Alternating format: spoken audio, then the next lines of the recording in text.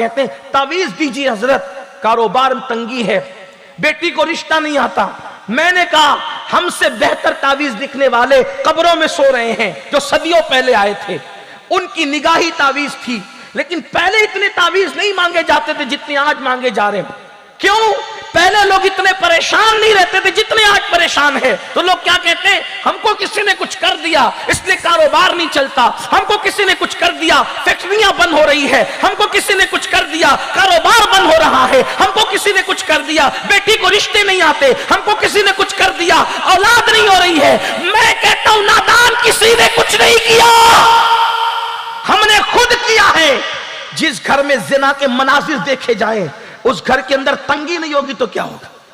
अगर फैक्ट्रियां बंद हो रही है तो किसी ने कुछ नहीं किया, हमने अपने हाथ से अपने पैर पे कुल्हाड़ी मारी। जो कौम खुदा की नाफरमानी करती है अल्लाह उसकी रोजी को तंग कर देता है। अल्लाह ताला उस कौम को तंग कर देता है, उस पर रोजी तंग कर देता है। लोग कहते हैं हमारे घर में ऐबी बच्चे पैदा होते हैं। मैंने कहा दो वजह आई हदीस में ऐबी बच्चे पैदा होने की, इससे किसी में शक नहीं करना किसी के ऐबी बच्चा पैदा हो जाए, अल्लाह का इम्तिहान भी हो सकता है। लेकिन दो वजह है। अल्लाह के रसूल अलैहिस्सलाम फरमाते हैं कि जिस कौम के अंदर सूद आम होगा वहां पागलपन आम होगा, पागल बच्चे पैदा होंगे, और जो कौम में जिना आम होगा वहां लंगड़े लूले बच्चे पैदा होंगे। आप कहां, हम कहां हैं? क्या आपने जादूगरों को खुदा से ज्यादा पावरफुल समझ लिया? इन जादूगरों की औकात क्या है? मेरे अल्लाह की शान है, जब तक वो नहीं चाहता पत्ता भी नहीं हिलता। जादू असर करता है लेकिन इतना भी कि पूरी दुनिया पे जादू की हुकूमत हो गई। अल्लाह की हुकूमत कहां है फिर? अल्लाह की ताकत कहां है फिर?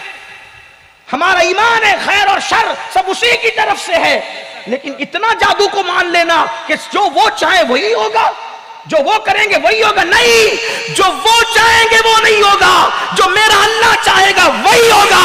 अच्छी तरह याद रखना, अगर मेरा अल्लाह चाहे 70,000 जादूगर आते हैं और एक अल्लाह का सच्चा बंदा मूसा की शक्ल में आता है तो जादूगर मूसा को कुछ नहीं कर पाते। मूसा के जरिए से 70,000 को ईमान की दौलत नसीब हो जाती।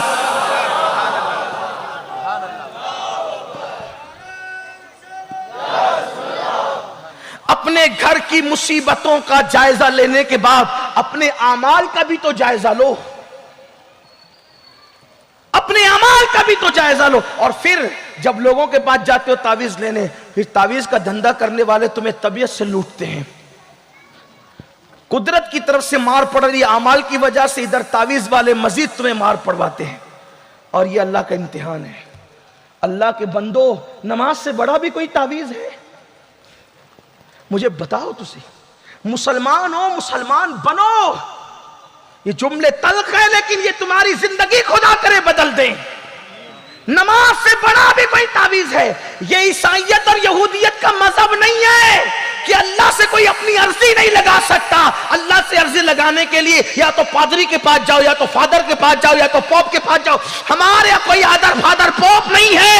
मेरे आका ने फरमाया जब बंदा सजदा करता है तो खुदा और बंदे के दरमियान से सारे पर्दे उठा दिए जाते हैं। अल्लाह फरमाता है मांग, क्या मांगता है?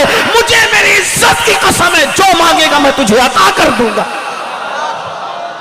क्यों नहीं आते खुदा की चौखट पर? क्यों नहीं आते खुदा की चौखट पर? क्यों तोहमात परस्ती में मुब्तला हो? ये औरतें कहती है मौलाना मेरा शौहर मुझसे मोहब्बत नहीं करता, मेरी ननन लड़ती है, मेरी सास लड़ती है, कोई तावीज दो। मैंने कहा नमाज से बड़ा तावीज क्या? अगर तावीज देने वाले ही आपके घर में सुलह करा सकते तो तावीज वाले क्यों लड़ रहे हैं अपने घर में? जरा देने वाले से भी तो पूछो। मैं सब तावीज वालों की बात नहीं कर रहा हूं, कुछ अल्लाह वाले हैं उनकी बात नहीं कर रहा, लेकिन जो धंधे करने बैठे, आप मेरी बहन जाती ना, बाबा ऐसा तावीज दो मेरे शौहर के दिल में मेरे लिए प्यार पैदा हो जाए। अगर तू उसकी पर्सनल जिंदगी में झांक कर देख, मेरी बहन उसकी बीवी उसको 4 गालियां देती है इस बैठक के बाद, उसके घर में खुद महाभारत मचा हुआ है। तो अगर वो घर में मोहब्बत पैदा कर सकता था तावीज की वजह से, तो उसके घर में भी तो मोहब्बत का माहौल होता। अगर वो तुझे रिस्क दिला सकता था तो 50 रुपए का तावीज लेकर के क्यों बैठता दीन बेचने के लिए? क्या वो खुद रोजी नहीं कमा सकता था? क्या अकल पे पत्थर पड़े। रब्बुल इज्जत जैसा खुदा तुम्हारा रब है, कासिम नेमत मोहम्मदुर रसूलुल्लाह जैसा नबी तुम्हारा नबी कासिम नेमत है। खल्क के हाकिम हो तुम, रिस्क के कासिम हो तुमसे मिला जो मिला तुम पे करोड़ों दुरूद। नारे तकबीर, नारे रिसालत, मसलके आला हजरत। ऐसी बातें करो तो कहते ये मौलवियों को क्या समझता है। नहीं, मौलवियों को कुछ नहीं समझता, आप ही को सब कुछ समझता है, आप ही हमें समझाएं। लोग कहते हैं मौलाना बरकत नहीं, फैक्ट्री चला के बरकत नहीं है, मौलवी 5,000 रुपये लेकर के शान से जिंदगी गुजार रहा है, फर्क क्या है। आपकी फैक्ट्री में बरकत नहीं, उसको 5,000 में बरकत है, फर्क क्या है। गुनाह तू कर रहा है, वो गुनाह से महफूज है, इसलिए सुकून से। बस बात इतनी। आप गुनाह को समझते क्या है। तो अल्लाह के बंदो, सजदा हर मुश्किल का इलाज, गुनाह को छोड़ देना हर मुश्किल का। देखो तावीज तो इमाम हसन ने दिया। एक शख्स आया, बारिश नहीं हो रही, का इस्तिगफार पर। एक शख्स आया, कौजूर औलाद नहीं है, इस्तिगफार पर। कौजूर खेती का मसला है, का इस्तिगफार पर। सवाल 3 थे, जवाब एक ही था। लोगों ने पूछा हुजूर औलाद नहीं, इस्तिगफार। अब देखो किसी को इस्तिगफार वाला वजीफा देखो तो नहीं हजरत आप ही कुछ लिख के दो, मैंने नहीं कुछ करना। क्यों? मैं तो गुनहगार हूं हजरत, अल्लाह मेरी क्या सुनेगा। ये मायूसी कुफ्र है, कुफ्र। जब मैं खुदा की रहमतें सोचता हूं तो मुझे हैरत होती है। देखो आपको ही बताता हूं, शैतान जिंदा है कि मर गया? कुछ मालूम भी है? बोलो ना भाई, जो इल्म है बोलो तो सही, है कि मर गया? अरे मर जाता तो इतने फितने क्यों होते, फिर मुझे नमाज की तकरीर की जरूरत क्यों पड़ती, सुलह सपाटे की जरूरत क्यों पड़ती लोगों को? शैतान है कि मर गया? बोलो भाई, बोलो ना। अगर इल्म में तो बोलो, मर गया तो मर गया। तो मुझे ही बता दो शैतान की कब्र कहां है पाली वालों। भाई है कि नहीं? वो जिंदा है। और कब तक जिंदा रहेगा? कयामत तक। क्यों जिंदा रहेगा कयामत तक? क्यों? अल्लाह के नजदीक शैतान से बढ़ के कोई मरदूद है? बोलो, नहीं है। फिर क्यों जिंदा रहेगा? जिंदगी किसने दी? बोलो, बोलना पड़ेगा, बारिश का असर होने नहीं देंगे। बोलिए, शैतान को जिंदगी किसने दी कयामत तक? अल्लाह ने। क्यों दी?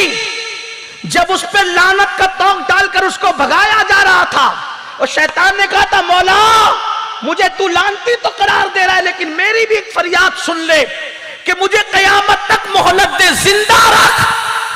जिंदा रख कयामत तक। मेरे अल्लाह ने कहा जा तुझे जिंदगी दी। तो अब उस अल्लाह से मैं क्यों ना मांगू जो शैतान जैसे मरदूद की फरियाद रद्द नहीं करता। मैं तो उसके महबूब का उम्मती हूं। क्यों मांगते नहीं? शैतान ने मांगा ना, मिला कि नहीं मिला? जो खुदा शैतान को दे, जरा सोचो तो सही, जो खुदा शैतान को दे उसको दी, और कितनी बड़ी मोहलत दी, कयामत तक जिंदगी दी। आप क्या समझ रहे हो खुदा की रहमतों को? हमने खुदा की कद्र नहीं की।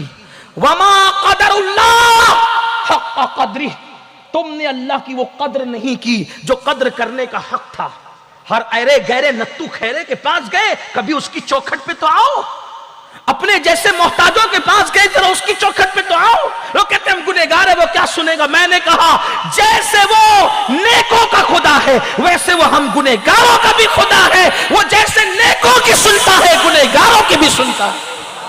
बल्कि हमारे सूफिया तो यहां तक फरमाते हैं जब नेक कहते या अल्लाह तो एक बार कहता है लब्बैक या अब्दी, और जब मुजरिम और गुनहगार कहते या अल्लाह तो 3 बार कहता है लब्बैक या अब्दी, लब्बैक या अब्दी, लब्बैक या अब्दी। फरिश्ते कहते नेक पर 1 बार और गुनहगारों पे 3 बार। तो जवाब मिलता है फरिश्तों जब नेक पुकारते हैं तो दिमाग में कहीं ना कहीं नेकी का तसव्वुर होता है, लेकिन जब पापी पुकारता है तो वो सिर्फ मुझी पे भरोसा करके पुकारता। उसके करम के ठिकाने क्या है? तू करीम ही जो ठहरा तो करम का क्या ठिकाना? तू नवाजने पे आए तो नवाज दे ज़बान।